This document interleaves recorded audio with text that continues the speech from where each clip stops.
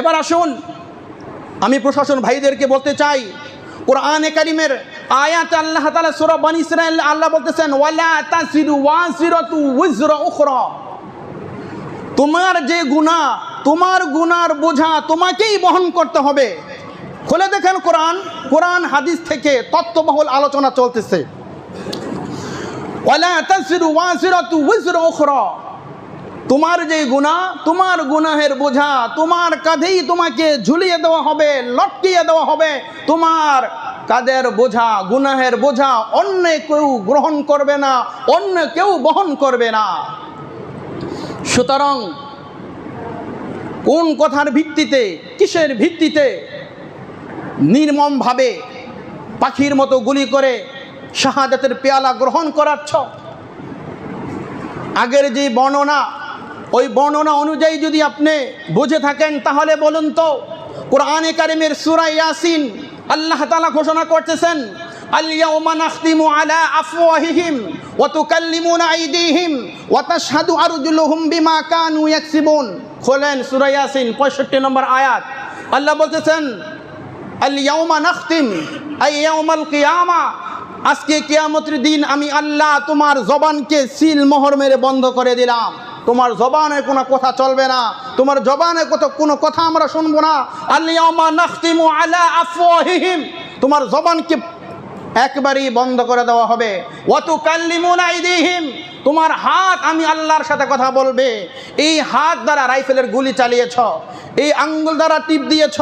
ওয়া তাশহাদু আরজুলুহুম বিমা কানু ইয়াকসিবুন, ওয়া তাশহাদু আরজুলুহুম, এই তোমার পা দ্বারা যত কৃতকর্ম করেছ, কোথায় অবৈধভাবে হেঁটে গিয়েছ, অন্যায়ভাবে জুলুম অত্যাচারের জন্য, নির্যাতন নিপীড়ের জন্য, কোথায় হাঁটাচলা করেছ, চলাফেরা করেছ, জমিনে কোথায় কোথায় বিচরণ করেছ।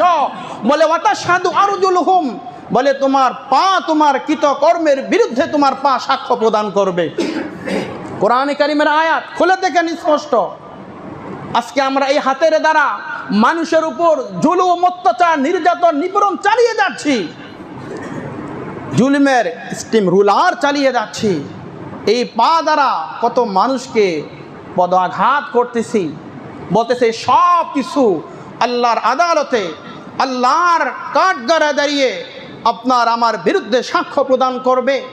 কোরআনে কারিমের অন্য আয়াতে আল্লাহ রাব্বুল আলামিন কথা বলেছেন ওয়ামা কুনতুম তাস্তাতিরুনা আইয়াশহাদা আলাইকুম সামউকুম ওয়ালা আবসারুকুম ওয়ালা জুলুদুকুম, তোমরা মনে করতে তোমাদের চামড়া, তোমাদের কান, তোমাদের চোখ এগুলো তোমাদের বিরুদ্ধে সাক্ষ্য প্রদান করবে না।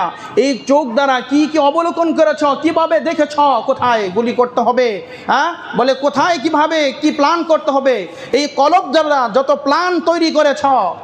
আল্লাহ রাব্বুল আলামিন কোরআনে কারিমে অন্য আয়াতে একথাও ঘোষণা করেছেন যে কলব দ্বারা কি কল্পনা জল্পনা তৈরি করেছ, সব কিছুর হিসাব আমি রবের কাছে দিতে হবে। তাহলে যদি পূর্বের আলোচনা বুঝে থাকেন তাহলে বলেন কোরআন এবং হাদিসের মাধ্যমে, কোরআন এবং হাদিসের আলোকে যে কোনো মুসলমানের রক্তপাত ঘটানো, কোনো মুসলমানকে অন্যায়ভাবে আঘাত করা, কোনো মুসলমানকে রক্তাক্ত করা, আমি বলি না, আমি নিজে কোটার বিরুদ্ধেও না, কোটার পক্ষেও না, শুধুমাত্র কোরআন এবং হাদিসের মাধ্যমে আপনাদের কাছে যেই তথ্যবহুল আলোচনা, এই আলোচনাগুলো শুধু আপনাদের মাঝে তুলে ধরার জন্য আজকের এই আলোচনা। আজকে আমরা মুসলিম, নিজেদেরকে মুসলমান দাবি করি। আল্লাহ রাসূল এই কথা বলেছেন আল মুসলিমু মান সালিমাল মুসলিমুনা মিন লিসানিহি ওয়া ইয়াহদি, প্রকৃত মুসলমান, সচ্চা মুসলমান তো ওই ব্যক্তি যার হাত এবং জবান থেকে অপর মুসলমান নিরাপদ থাকবে। বলেন আমার হাত থেকে কতজন মুসলমান নিরাপদ? আমার হাত থেকে আমার প্রতিবেশী নিরাপদ, আমার হাত থেকে আমার কাজের ছেলে, কাজের মেয়ে, আমার ড্রাইভার, আমার কর্মচারী, বলে আমার অধীনস্থ যারা রয়েছে, আমার এই হাতের জুলুম থেকে কতজন মানুষ নিরাপদ রয়েছে?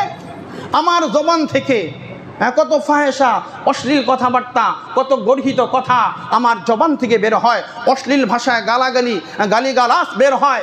নবী পাক সাল্লাল্লাহু আলাইহি ওয়াসাল্লাম, সময় তো সংক্ষিপ্ত, কোরআনে কারিমের আয়াত বলতে পারতেছি না, হাদিস বলার সময় পাচ্ছি না। নবী বলছে সিবাবুল মুসলিমি ফুসুকুন ওয়া কিতালুহু কুফরুন, কোনো মমিনকে, কোনো মুসলমানকে গালি দেওয়া এটা হচ্ছে ফাসিকি। সিবাবুল মুসলিম ফুসুকুন, হ্যাঁ, কোনো মমিনকে, কোনো মুসলমানকে গালি গালাজ করে এটা ফাসিকি। ও কিতালুহু কুফরুন, আর কোনো মুসলমানকে হত্যা করা, কতল করে এটা হচ্ছে কুফরি। কোনো মুসলমানকে হত্যা করলে তাহলে আপনাকে একেবারে কুফরির দ্বার প্রান্তে পৌঁছে দিবে।